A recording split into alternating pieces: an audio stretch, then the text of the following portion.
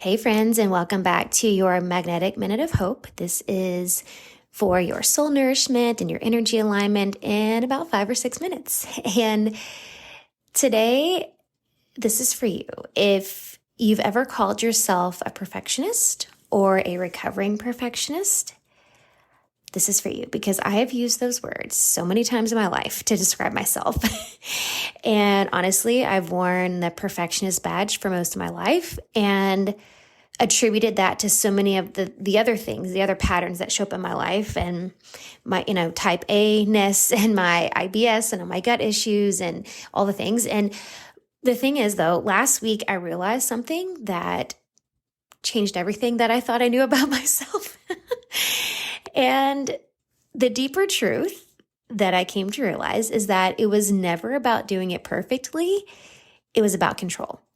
And last week's Magnetic Minute of Hope was about control and how we try to control the outcome rather than making this as a co-creation with God or the universe, right? But this is like there's a deeper layer to this because as I was doing some self-reflection last week, Friday or Saturday was day one of my cycle. And so I use that as really deep self-reflection and contemplation. I do a lot of journaling and inner work. And anyway, I've really gotten into doing some journaling work with shadow work. And so when I was working through this, the control thing kept coming up and it just like deeper and deeper layers kept revealing themselves to me. And here's what I realized. And if you resonate with what I'm saying so far, then here's what you're really trying to control. First, you're trying to control how people perceive you. And this is a big one. I talked about this one last week too. You're trying to control people's perception of you and their criticism and what they think of you and what they believe about you. And for me, I'm a 5-line in human design. And so we live in the projection field. And so our life basically is just taking on everybody else's projections of what they think of you. And they project all of their crap onto you. And so for me, I think a lot of this is like a shadow of the 5-line and just trying to protect myself. So it's like, oh, I'll just do it all perfectly so that I don't have to take on other people's judgment or perception of me. But that can show up even if you're not a 5-line. So you're trying to control that. Here's the big one. You're trying to avoid shame, rejection, or criticism. And this is the one that hit me upside the head where I was like, holy cow, this is the one. This is the one. And the thing is, you can't avoid those things. But the other thing is, it's about reframing those things so the body doesn't feel unsafe to be able to take on those things. Because the other thing you're trying to control is you're trying to stay safe by managing others' opinions. Therefore, you want to avoid the shame, rejection, and criticism. So it's that safety, right? It's managing others' opinions, managing these perceptions to avoid those things, the shame, rejection, criticism. And so for me, I recognize that for me, it wasn't about the excellence. Not to say I didn't want things to be good, because there are plenty of times in my life where it was about the excellence. But I think overarching for me, it was about avoiding the pain of being judged, misunderstood, not enough, criticized, rejected, as, not a part of the collective. It's like, we have this innate desire to be a part of the group, the tribe, the community, the clan, like whatever the word is, like it's a sense of belonging. It's innate. And we as humans, we like to keep ourselves safe. So it's about avoiding the thing that puts that in jeopardy, that sense of belonging.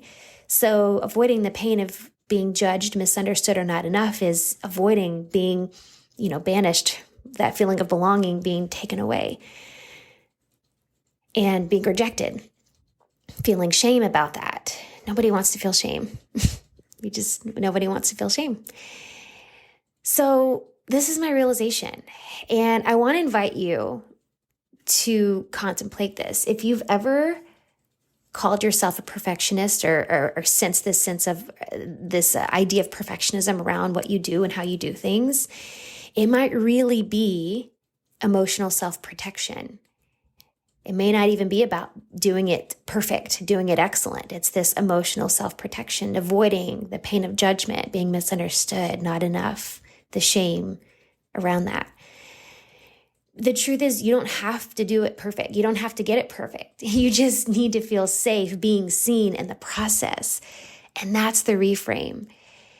You are allowed to be in the middle of the becoming. You're allowed to be messy in the middle of the becoming, because that's what it is. It's about the becoming. It's about the process. And it's finding that sense of safety in the process and knowing that it's not about the outcome. It's about the process. It's about the becoming. It's about the energy that you're doing the thing. That's what we focus on instead, rather than doing it perfectly, if that's what it's about, or about avoiding the shame, rejection, or criticism. It's shifting that into, instead of avoiding the bad, we want to focus on what's on the other side, the becoming, the process, the energy that we're doing it. Because it's not about the outcome. That's it. It's not about the outcome. We can release our attachment to the outcome. And when we release the attachment to the outcome, then it becomes about the process. It becomes about the becoming. You don't have to control the perception, other people's perceptions, opinions to be worthy. You just have to show up with your truth intact and lead with that. Because with that, that's how we put our focus and we shift our focus to the becoming and to the process. So I invite you to think about this, contemplate this today, over the weekend, throughout the next week. Where have you been gripping for control and calling it perfection? And what would shift if you let yourself be fully seen in the becoming, not just the arrival? Remember that you're safe in the process and that you are worthy even in the becoming. And nobody wants it perfect anyway, really. Let's be honest. Nobody's looking for perfect. So let yourself be fully seen in the becoming. I hope this strikes something in you, and I'll see you next time.